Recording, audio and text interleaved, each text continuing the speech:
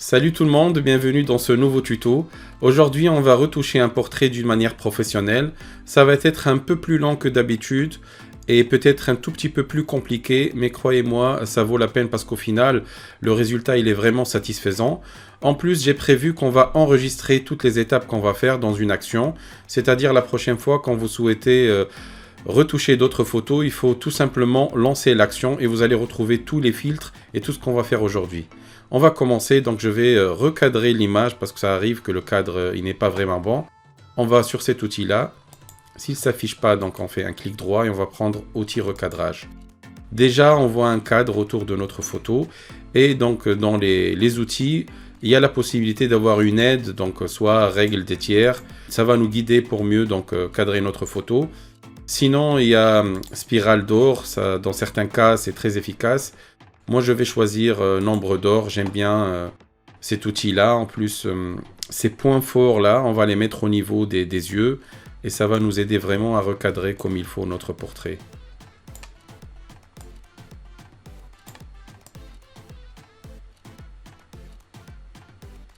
Voilà, donc une fois on est satisfait avec le recadrage, on va cliquer ici.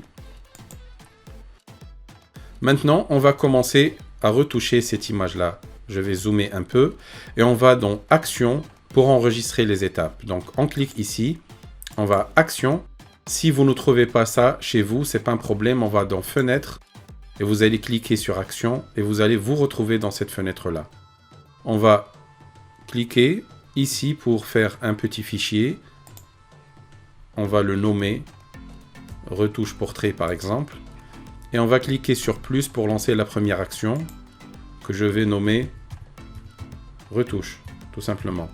Comme vous voyez, il y a enregistré. Si je clique ici sur enregistrement, un voyant va se mettre en rouge. C'est pour nous informer et nous dire que l'action a commencé à être enregistrée. Voilà, comme vous voyez ici. Pour commencer notre travail, on a besoin de dupliquer notre image 2 fois.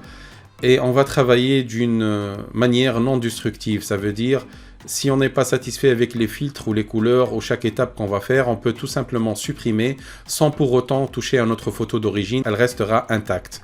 Donc on va dans, une fois c'est sélectionné bien sûr, on va dans Calque, Nouveau, Calque par copier. On peut aussi appuyer sur CTRL et J en même temps pour dupliquer encore. Là, je vais cliquer sur le symbole de l'œil pour rendre ma photo d'origine invisible et intacte. Ces deux calques-là, je vais travailler sur le premier. Donc, je mets celui au-dessus, invisible aussi. Je sélectionne mon calque et je vais dans Filtre, Flou et je prends le flou gaussien. Pour le flou gaussien, donc, on va choisir une valeur entre 12 et 16 d'une manière que la photo soit floue, mais on peut toujours reconnaître et voir les traits du visage. Donc je trouve que 16 est optimal. OK. Et je vais renommer la photo. Je vais écrire gaussien pour reconnaître l'étape qu'on vient de faire. Le cadre, on n'en a plus besoin. Je clique ici, voilà, c'est parti. Là, je vais mettre mon calque au-dessus, visible de nouveau. Et sur celui-là, on va dans Image, appliquer une image. Dans cette fenêtre qui s'affiche, dans Calque, on va choisir le calque au-dessus, qu'on a nommé gaussien. Dans l'opération, on va choisir Soustraction. Opacité 100%. Normalement, vous allez trouver ici, par défaut, échelle 2, décalage 128. Et si ce n'est pas encore le cas, donc vous allez les modifier. Moi, je vais retaper pour enregistrer ça dans notre action. Donc, 2, 128 et j'appuie sur, ou je clique sur OK. Après, je vais dans Mode et je vais mettre lumière linéaire pour retrouver notre photo. Là, l'étape suivante, c'est faire la correction. On va corriger la peau. On va faire des modifications. Je vais faire ça sur un calque neutre. On va cliquer sur le mode plus ici. On a notre calque ici. Donc si jamais ça se passe mal, on n'est pas content avec la modification, il faut tout simplement cliquer sur le bouton gauche, glisser et mettre ici dans la poubelle. Comme ça, on ne va pas refaire tout le travail. Donc je remets le calque et on va aller dans l'outil correcteur. Si ça s'affiche pas, un clic droit, le deuxième, outil correcteur. Là, je vous conseille de zoomer. Plus on zoome, plus on sera précis. On appuie sur Alt et on va sélectionner quelques pixels d'une zone qu'on juge qu'elle est propre, qu'elle est bien à notre goût. On vérifie ici que la dureté, elle dépasse pas 20, sinon toute modification, elle sera très remarquable. Et là, donc, on sélectionne et on va aller sur les endroits qu'on veut modifier. Des fois, on est obligé de passer plus qu'une fois, mais c'est pas grave. Là, je vais agrandir un peu et je commence à traiter les endroits que j'ai envie de rendre propres et plus jolis.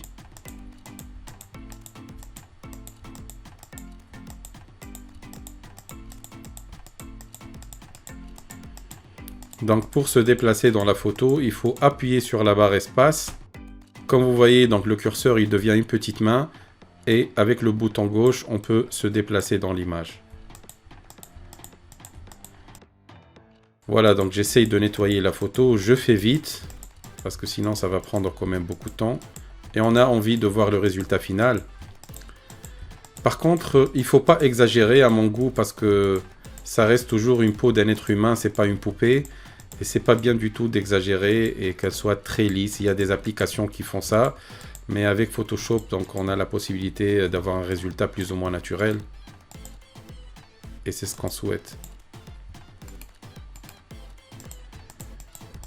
Voilà. On se déplace dans la photo. On sélectionne des pixels. Et on fait les modifications.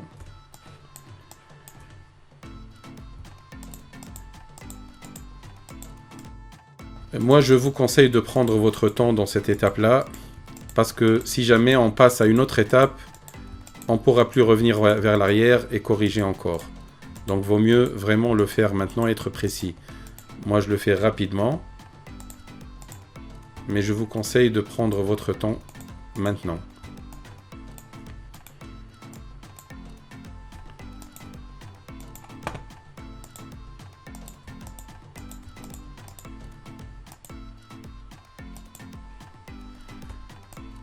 Voilà.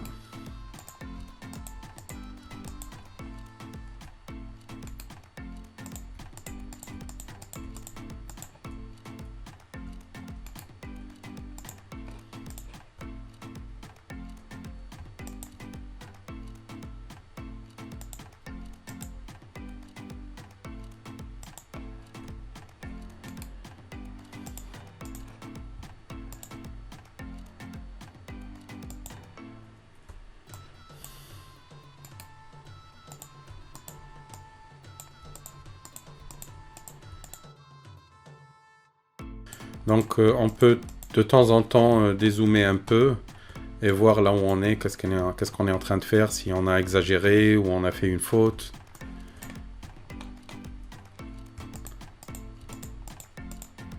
Donc comme je viens de le dire, vaut mieux rectifier maintenant avant d'aller très loin et ne plus pouvoir corriger. Je fais vite.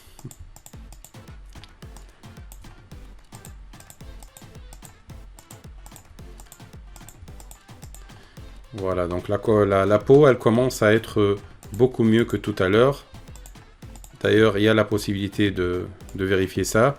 On va appuyer sur Alt. On reprend d'abord, excusez-moi, donc ma photo d'origine. J'appuie sur Alt et je clique sur l'œil. Et je vois donc avant et après. On voit déjà un vrai changement. Donc voilà, donc pour le moment, je suis satisfait.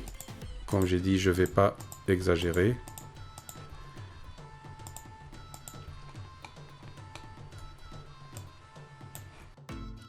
L'étape suivante, on va dupliquer encore notre calque. On va dans Images, Calque, Nouveau, Calque par copier. Et on va glisser ici, juste au-dessus. On va renommer ce calque-là. On va faire correction, puisque c'est ce qu'on était en train de faire.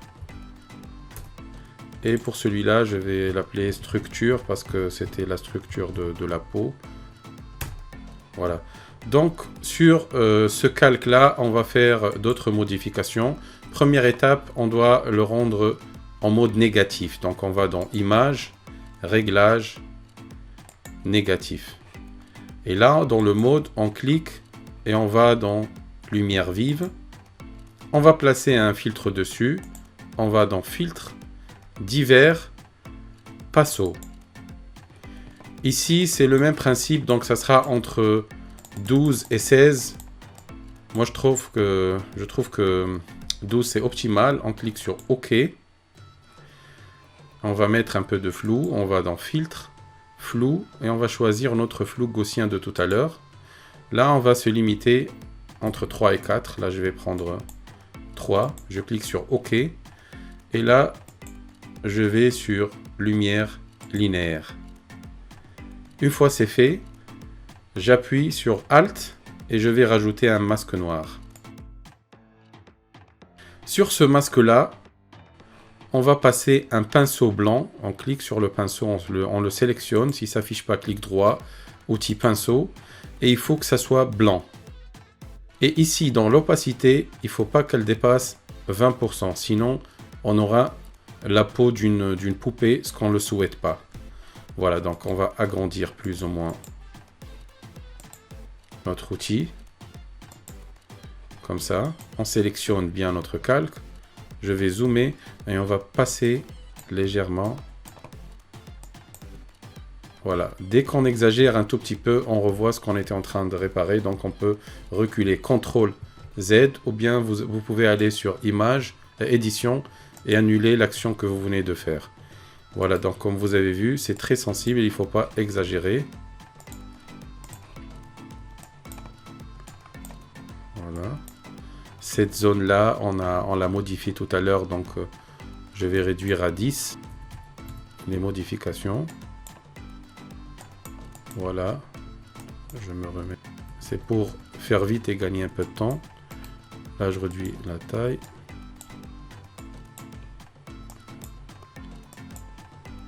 Donc cet outil-là, il est efficace aussi pour supprimer les rides au-dessous des yeux. Comme vous le remarquez, là, ça devient beaucoup plus lisse.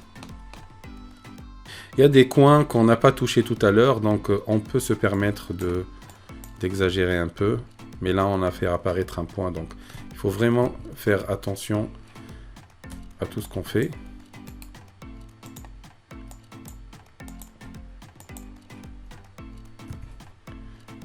Je dézoome. Voilà, donc je peux voir le résultat. J'appuie sur Alt, je clique sur ma photo d'origine, avant et après. Je zoome pour que vous puissiez voir. Avant et après. Il y a quand même une bonne modification. Et on reste toujours dans le naturel, ce qui me plaît dans ce cas-là. Voilà. L'étape suivante, on va utiliser une technique qui s'appelle Dodge and Burn et on va donc faire des rectifications au niveau de l'éclairage sur le visage. Donc on va dupliquer notre arrière-plan, la photo d'origine, comme d'habitude, donc calque, nouveau, calque par copier. On va la nommer Dodge et on va la glisser vers le haut. Ici dans le mode, on clique et on va aller dans superposition et on va faire 2 clics dessus. Une fois c'est fait, on va aller sur ce petit curseur ici et on va le ramener vers la luminosité. On va centrer l'éclairage sur le visage. Voilà. Et là, on appuie sur Alt et on fait un clic pour le diviser en deux. On prend la moitié et on va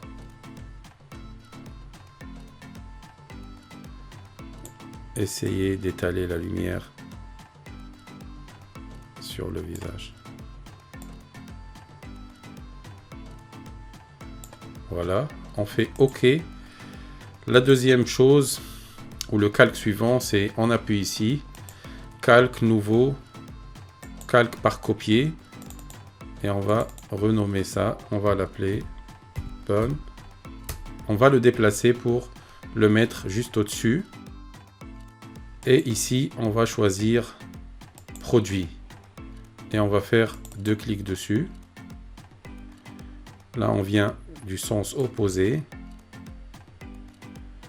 Une fois on a la lumière centrée sur le visage, Alt, on clique ici, on la divise en deux. Et on va retirer la moitié. Et voilà. Donc là, on peut jouer avec pour voir plus ou moins l'effet sur la photo.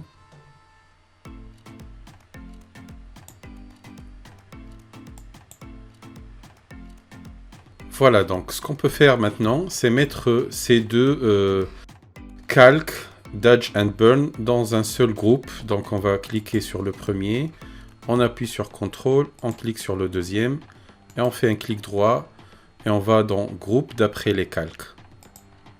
Voilà, on va le nommer donc tout simplement Dodge and Burn. On clique sur OK. Donc on va sur notre groupe qu'on vient de créer et on va faire un calque. Cette fois-ci, on va juste cliquer ici. On ne va pas utiliser Alt parce qu'on a besoin d'un calque blanc normal. Et on va dans Image, puis appliquer une image. Dans le calque, cette fois-ci, donc ça sera fusionné. Et dans Opération, on va aller dans Produit. On clique sur OK.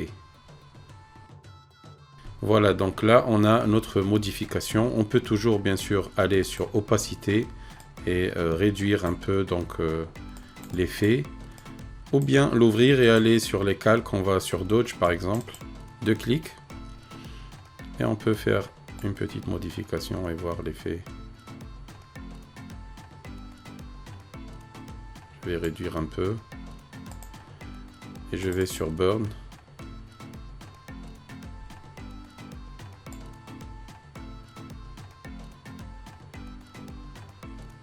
Voilà, je veux que ça soit plutôt naturel. Je vais sur OK. Je referme le groupe et pour l'opacité, je peux réduire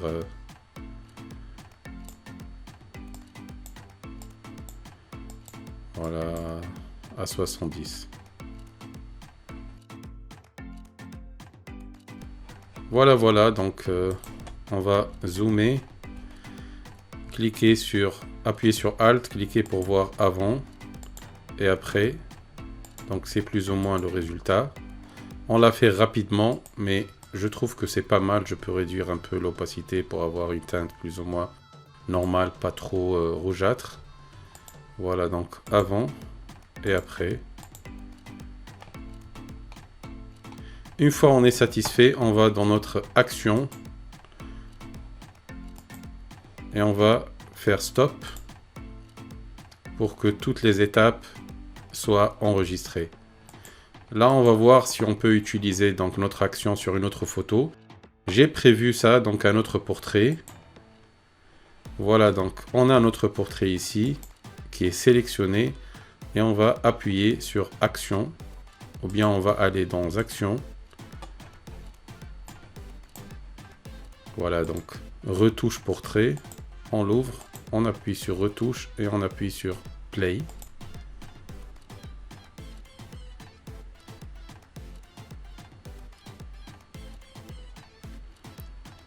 Et comme vous remarquez, on a toutes les étapes, tout ce qu'on a effectué.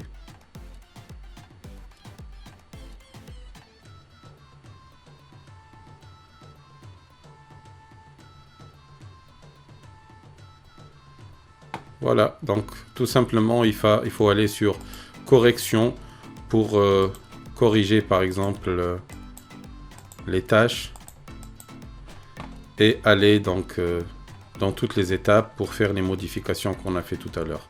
Donc ça marche très bien. Là, je vais vous montrer quand même une autre petite astuce.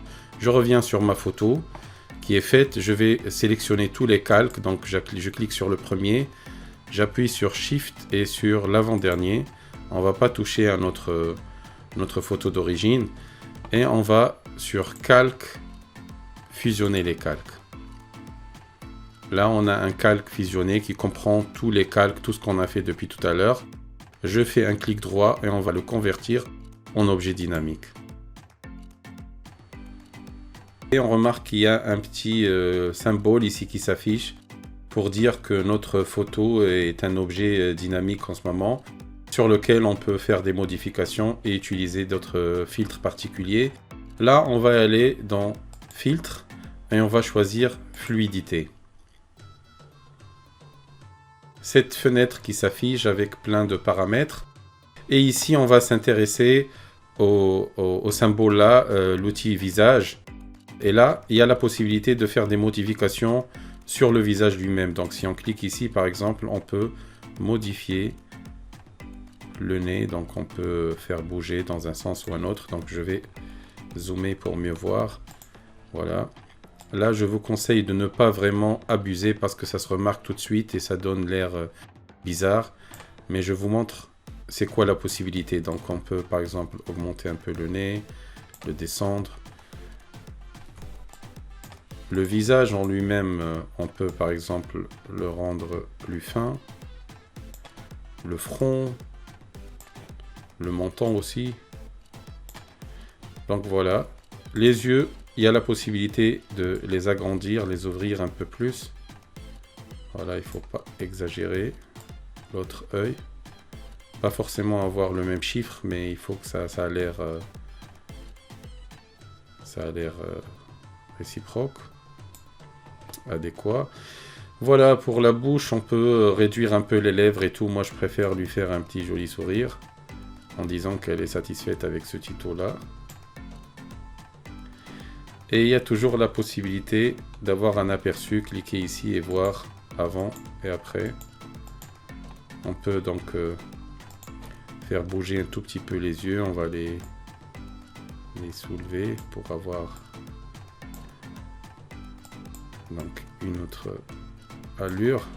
Là c'est un peu poussé, donc c'est à vous de voir, mais je vous conseille toujours de ne pas exagérer, que ça soit bien sûr symétrique pour chaque œil. Voilà.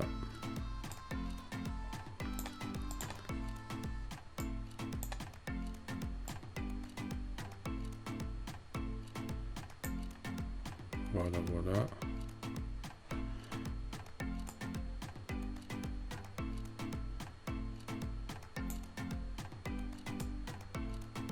Ben pour cet œil là, il est fermé un peu de nature, donc voilà, comme vous voyez là, je reviens sur aperçu normal, il est plus fermé que l'autre, donc on va garder toujours la même chose, mais on va essayer. Voilà, donc pas forcément elle est plus jolie, mais je voulais vous montrer cette astuce là pour pouvoir modifier le visage. Une fois on est satisfait avec ce qu'on vient de faire, là je réduis la lèvre inférieure, j'augmente un tout petit peu le sourire. Une fois on est content, on va cliquer sur OK. Et voilà, donc on peut toujours appuyer sur Alt, voir avant et après, ou bien ici. Là on a la modification. Donc, si on n'a pas envie de modifier son visage, on peut tout simplement désactiver ce filtre-là. Donc on aura la dame dans un état naturel. Voilà, chers amis, j'espère que j'étais pas trop long, j'espère que vous avez aimé ce tuto. Ça a l'air un tout petit peu compliqué, ça prend un peu de temps, mais comme je vous ai dit, donc on a tout, vraiment tout enregistré ici sur Action. Et ça va vous servir, ça sera ici. Et quand vous avez besoin, vous pouvez tout simplement cliquer sur Play et vous relancer toutes les étapes. J'espère que vous avez vraiment aimé, j'espère que vous allez mettre un pouce bleu et ce serait vraiment gentil d'encourager la chaîne, de mettre des commentaires, comme ça va me donner la force de continuer. Merci beaucoup et je vous dis à très bientôt dans un autre nouveau tuto. Au revoir.